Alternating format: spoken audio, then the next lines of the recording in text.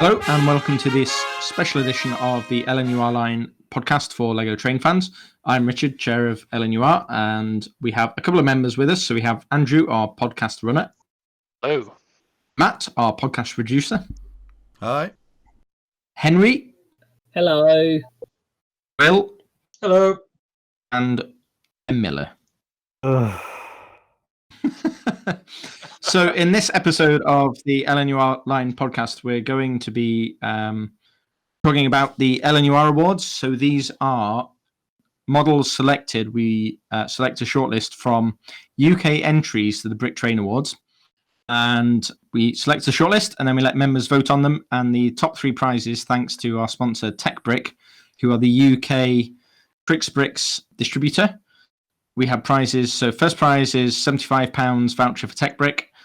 Second prize is £50. Third prize is £25. So we've got three prizes to give away.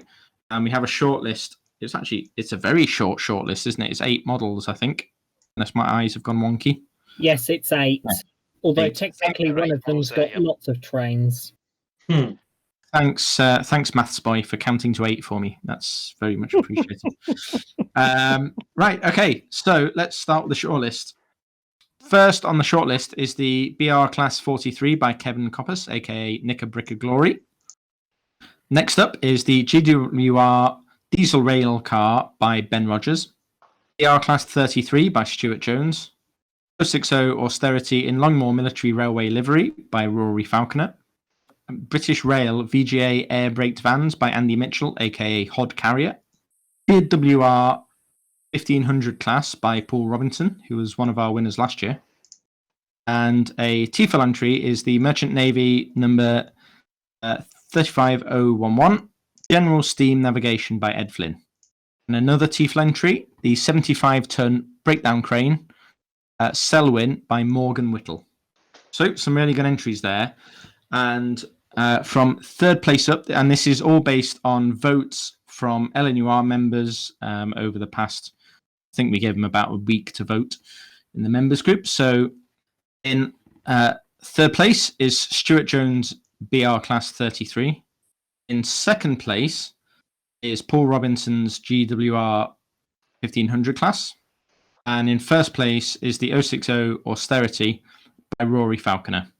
So well done to winners. You should already have had an email a couple of days ago about claiming your prizes from TechBrick. Thanks again to TechBrick for sponsoring the prizes and giving us something to give away. It's really appreciated. And now, I think now we can probably just open it up to a quick member discussion on the models and what we thought. So I'm going to go with Will because he's already lighting up for me. So off you go. Will, impressions? I have loved the Austerity for a very long time. I've always thought it was a great build. I, however, was very surprised that it beat the Pania because that thing is very, very nice. I mean, it's great. It's weird, isn't it? I was actually hoping Stuart's Class 33 is my personal favourite, although they're all really nice. And the TFOLs, I can't remember the builder's name. Ed Flynn, was it? The Merchant Navy class, I think, is really nice. I mean, even when that came through into the awards, even as a sort of adult builder, that would be pretty impressive. But as a TFOL, I think it's sort of doubly so. The only thing I really like the Merchant Navy. The reason I didn't vote for it was the very visible battery box and slightly using standard Lego wheels. It really desperately needs to use an exercise up of wheels. But other than that, I mean, it's a very, very good build. Yeah, really nice. Anyone else want to chip in here? I really liked the Austerity because it's still a fairly small loco, but it is also motorised. And I think that's a good selling point for me to have done in such a small space. So it's as a work of engineering, it's actually very good. It's a very impressive bit of engineering. Managed to squeeze that into a very recognisable loco. It's a really nice model, and it's something we've seen on Facebook. How long has he been building this sort of? It's fairly I've been aware of him for a couple of years now, I think, because he's been on. I think I remember seeing this locomotive the better part of a year ago in one of its iterations. Yeah, I think so. And yeah, the fact that it's powered in such a small space is really lovely. Shall we talk about the breakdown crane? Give that some attention. It's very smart, and if I only wanted to vote on one because I wanted it to be like that is the one that I would like to see win. Had I voted on more than one, it would have got voted on. So I think I'm right in saying this is a narrow gauge breakdown crane. Don't really know, to be honest.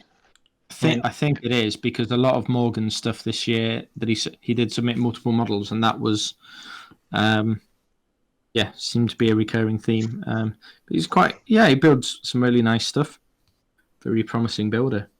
I like the fact it's yellow as well. That's always a selling point for me, isn't it? Top tip for people building next year: Yellow. Your logo yellow. Make it yellow. I was about to say, for winning entries, it either seems to be build an LNER prototype or build it in yellow. Yeah. Yep. Build a yellow LNUR, LNER even prototype, and you will win. Yep. That probably. Don't look at the 43. How locomotive was if it hit him in the face. We can look at the class 43, which is Kevin Copper's Knickerbricker Glory. I think I really like these. They're all very nice, but pick one and enter it, not 8. Yeah, and I think some of the designs are quite heavily reliant on some custom stickers or stuff, and which is fine, and a lot of models are. I do particularly like the Network Rail one because, again, it's yellow. He's given up halfway through the BR Blue one. At the back end, just says, "Oh, that'll do." The biggest issue I've got with it is that it's 6 wide, not 7. Yeah. And, if you're going to put this much detail into it, I can fully understand that 6 wide might be your scale, but if you're going to do British prototypes properly to this level of complexity, really you should be doing them in 7 wide. I think the attraction of doing particularly the HST or the Class 43 in 6 wide is it's a lot more easier to actually have some kind of train set rather than just the individual loco. I think if I wanted to build an HST, I'd probably do it in 6 wide just so I could attempt more than just one loco. Kevin submitted these 8 different variants for the award. Or is it that we kind of picked ourselves a shortlist? I think actually he submitted more like 16. There was another render with another 8. He's definitely got more than 8 designs. For example, he's got the East Midlands one, which would have been my favourite of the bunch. But I do like the East Midlands. Yeah, the Hornby livery was quite a good one as well. Okay, is that enough for the 43? Seems to be. Let's have a look at the rail car. I was going to say, can we look at the Manky Banana? So I think, I think it's very a pretty good representation of an incredibly difficult shape. Yeah, I know Lewis has attempted one and given up. It is a very awkward shape to sort of replicate in Lego, isn't it? The first time in there are a couple of slightly different types of Great Western rail car. There's the one which is preserved in Swindon, and then there's one which is somewhere else, and one's more pointed than the other. I'm not quite sure which one this one is actually. I was about to say the other thing is as well with rail cars is that you've got the ones which were auto coaches which got converted. You've got pure rail cars which were built as rail cars, and then you've also got the ones which are rail car sets that are sort of like only got a cab at one end. And I think this, if I remember Great Western stuff correctly, is actually a as-built rail car, so it's not been a conversion, it's actually been built as a rail car. Yes. Okay, what we got next? Should we go with the GWR 1500 since we're on GWR?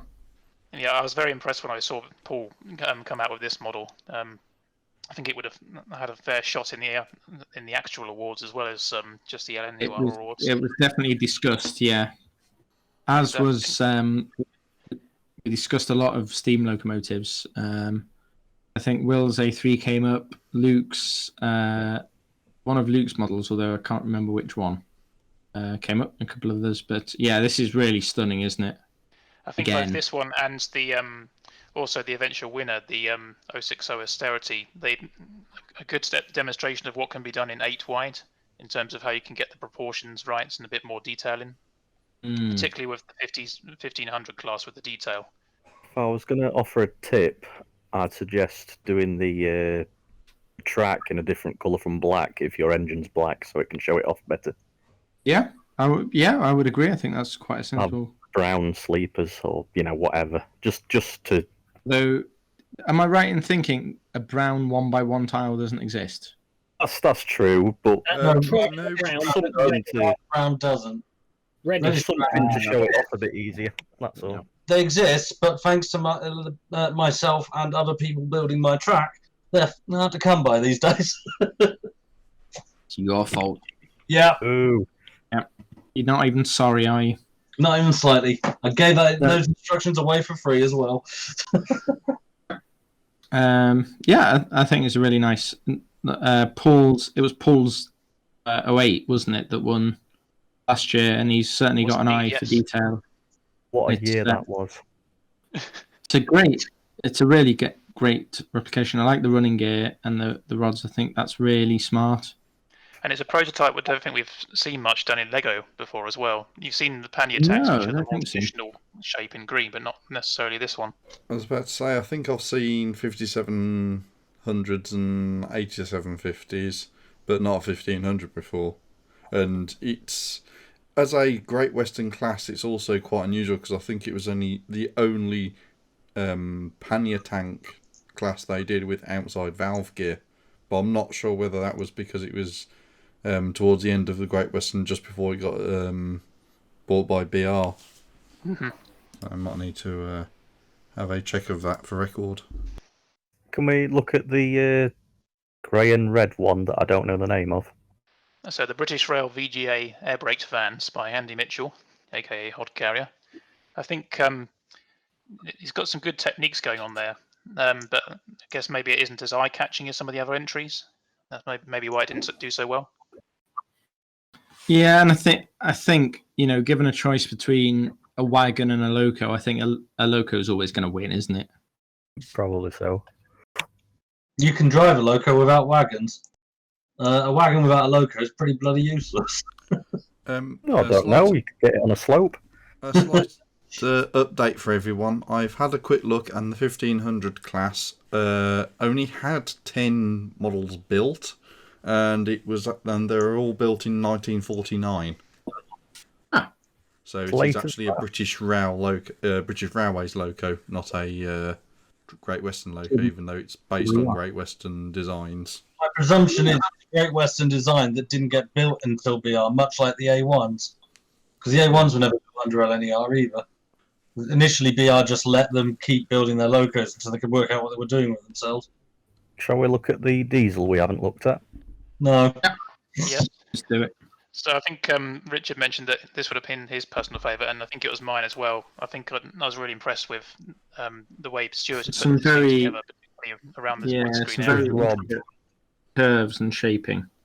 I was about to say, the Class 33 is quite a hard logo to replicate. What's the gap there next to the white windows on the front? I think that's representing a grille. Yeah, I think that's a grill. So usually you'd use the radiator grills, and Stuart's gone for a slightly different approach, I guess. What you mean, where you've got like the 1x4x3 translucent panel? Yeah. I'm not sure whether that's for the IR receiver. Possibly. You mean this bit here? Yeah, that bit. You can actually see through the grille on certain diesel classes. I wondered whether he was going for that. Okay. Yeah, I may not be much of a diesel fan, but I do think it's quite nice, and it especially quite good because it's got a brick-built cab. Yeah, Chris. At least I finish my locos, Richard. Yeah. It's true. Yeah, can't deny that. We look at the big square thing. Yeah, so the Merchant Navy class. I'm always a fan of a bullied, but I did try and kind of judge these in terms of how good the model is rather than how much I love the prototype. So it was very hard not to vote for this one. just because of that. I I think I probably would echo Will's comments, but maybe if the wheels are a bit bigger, that would have helped it a lot. Although I'm trying to stick with the official parts, then. So if I made that as a TFOL, I would still be shouting about it now, 20 odd years later. Absolutely. Yeah, the subtle shaping. I think he's done a good job of attempting it for sure. It's really nice. Dark blue's a winner. Wait a minute, there's a colour you like that isn't yellow? And dark red. I mean, dark red. And dark and tan. When they were designing this, did they just design it to be the most unaerodynamic slab they could at the front? My understanding is he designed it with the slab side, so that they could drive it through a coach cleaner.